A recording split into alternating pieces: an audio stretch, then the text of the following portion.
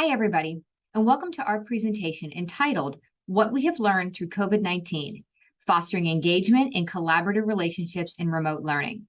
I am really happy to be here with you today. My name is Shannon Eastep, and myself, along with my colleague and friend, Bianca Prather-Jones, will be walking you through this presentation where we're going to be looking at some of the ways we have changed our teaching through COVID-19 to really make sure that we are continuing to engage our students in those collaborative relationships, even if we are remote. So let's jump on in. So first, an introduction. Again, my name is Shannon Eastep. I am an instructional technology faculty member in the College of Education at Northern Kentucky University. My job is kind of a dual role. I teach an undergraduate technology for educators course where we talk about all sorts of different technologies that can be used in the classroom. As you might imagine, over the last couple of years, we have focused some of our attention on how to teach in a remote environment if our teachers are asked to do that. We've learned that flexibility is key in education, and so we are teaching our students that as well. My colleague, Bianca Prather-Jones, teaches several courses in special education, and she's going to be showing you some really innovative and amazing ways she has changed her teaching as a result of remote learning and continue to engage students in their learning and help them to collaborate together. So first, I wanted to share a little bit of data with you that we collected here at NKU in the spring of 2021. Now, these questions came out of a larger pool of questions about kind of how was the COVID experience for you and what did we draw from it. So 3 questions that I pulled out to share with you were, how strongly do you agree that you have adjusted content delivery methods for teaching remote classes? The second question, how strongly do you agree that you have adjusted your assignments for teaching remote classes? And third, how strongly do you agree that you have learned new technologies for teaching due to remote classes? And you can see that 86% or higher of faculty members answered strongly agree or somewhat agree. So we can see that COVID definitely changed the way we were teaching. And the question is, how and where did we land? So next, we're going to show you a few examples of how we've changed our practices to continue to engage students in the learning and building of collaborative relationships. So I'm going to pass it over to Bianca, and she's going to start us off by showing us some really great examples of how she changed her class. Thanks, Shannon. Hi, my name is Bianca Prather-Jones, and I'm a faculty member at NKU. I primarily teach courses in inclusive education and instructional methods that promote access for all students. So when our courses were moved online due to COVID, I felt a strong sense of responsibility to demonstrate to our teacher candidates that effective, accessible, engaging, and collaborative instruction is possible in a virtual environment.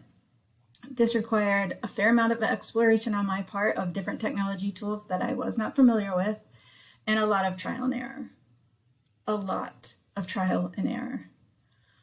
So one of the things that I wanted to do was to recreate some of the activities and assignments I use in the physical environment for a virtual environment. My classes are 2 hours and 45 minutes in length, and it can be tricky to keep students engaged for that length of time, even when we're on campus. So that amount of time online is particularly challenging. In one of my courses, I teach teacher candidates about different co-teaching approaches. And we spend quite a bit of time on station teaching because I feel like that approach is particularly engaging for students, even when a teacher is flying solo. When we are physically on campus, I model this approach by having different stations and candidates rotate to different tables and complete different activities in small groups. Candidates really enjoy this approach, and I wanted to keep the essence of it in my synchronous online courses. So to recreate station teaching, I send candidates to a Zoom breakout room, typically in groups of 4, and our course Canvas, Canvas is the LMS utilized by NKU, provides a link for each of the groups to get to a start page that looks like this.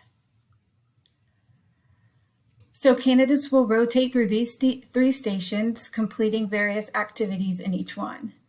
For example, in this first station, candidates work on the collaborative whiteboard Miro. and they drag the different descriptors and pictures of the co-teaching approaches to their corresponding method. This activity tends to be one of their favorites, even in a physical class where we just use poster board and laminated cards. However, when we did it virtually, I actually had a couple of students stay after class to ask me how to create something like this. And that made me feel pretty good about how the online stations were working out. You can also see that each of the stations has a digital timer so that students know when to rotate, and explicit instructions for what they're supposed to do when they're out there. One thing that I really like about doing stations virtually is my ability to closely monitor what each group is doing. You know, when you have students physically in class, you can walk around and kind of look over their shoulders, but you can't really tell exactly what they're doing.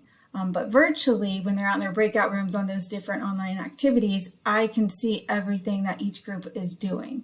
And if I need to, I can just pop into a breakout room, provide some guidance or some feedback, and pop right back out. This was an advantage that I had not anticipated, and it's a fairly powerful one.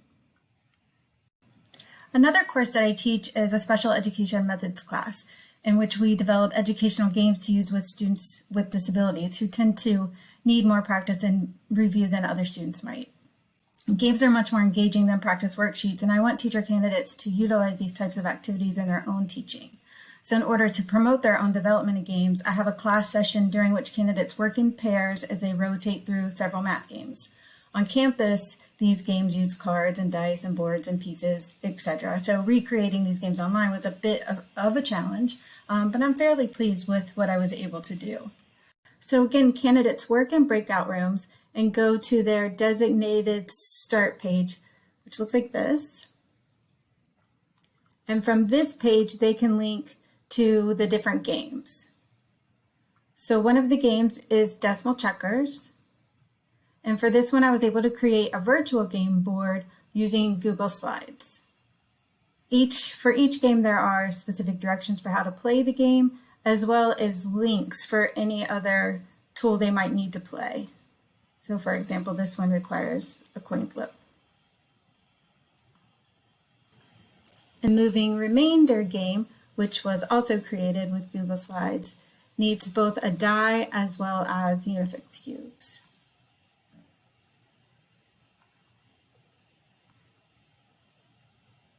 Fun.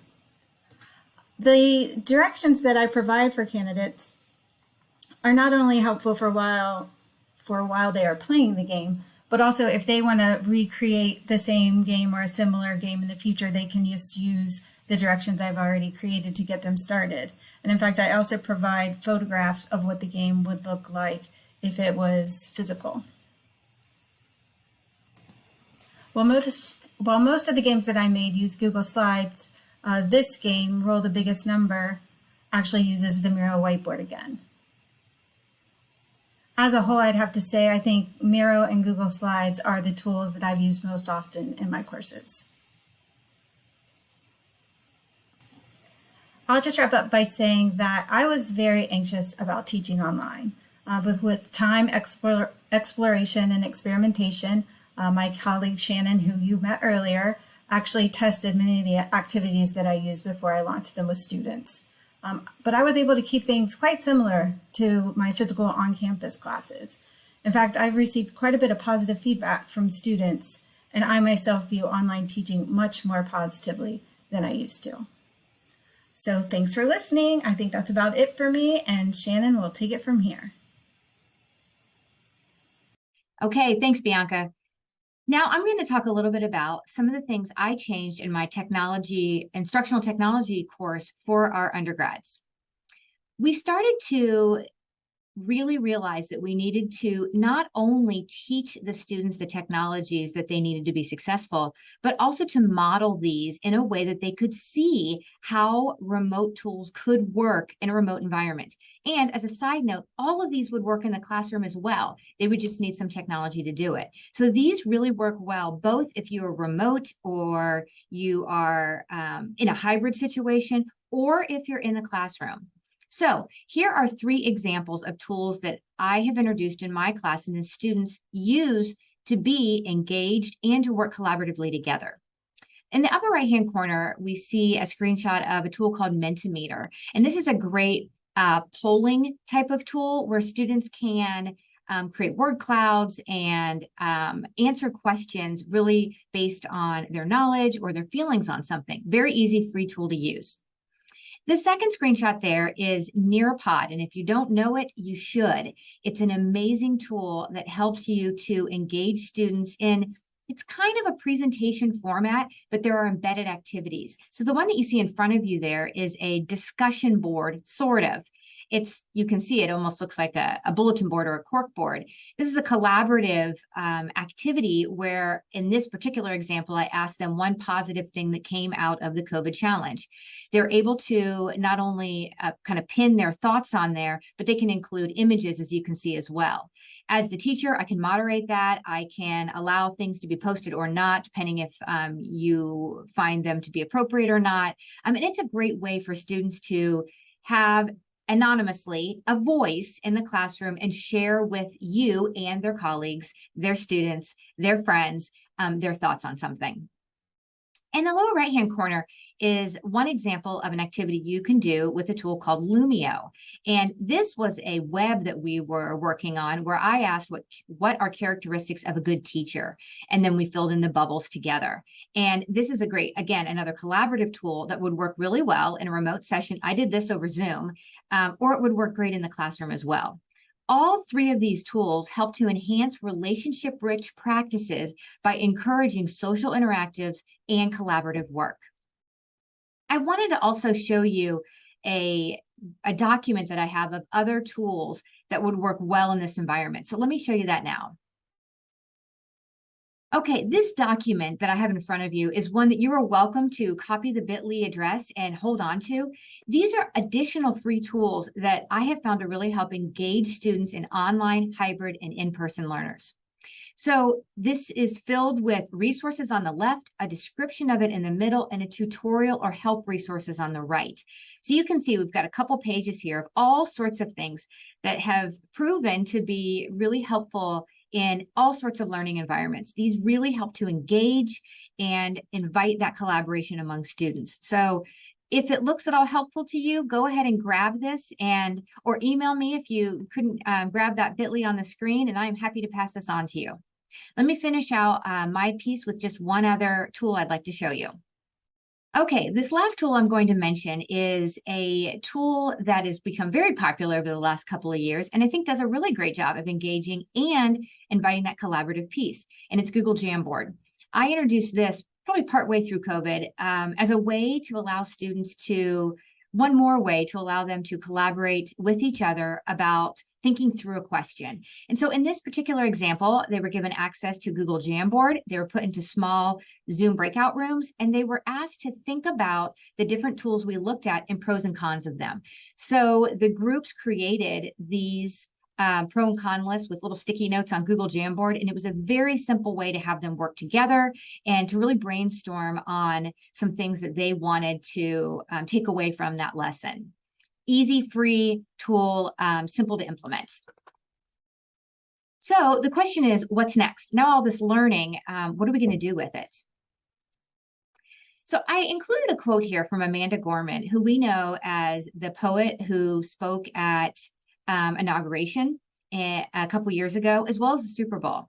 Recently, she released a new poem, and it's called New Day's Lyric. And she says, "To leave the known and take the first steps. So let us not return to what was normal, but reach towards what is next." I love that because I think we're in a place in education where we're asking the question, what's next? So I encourage us all to think about that. And can these tools propel us into a new kind of learning? Can they help us to move our students forward in a different kind of way? So I really appreciate you being a part of our presentation today. If you have any questions for Bianca or myself, there's our contact information. We are happy to answer any questions that you have. Thanks so much and have a great rest of your day.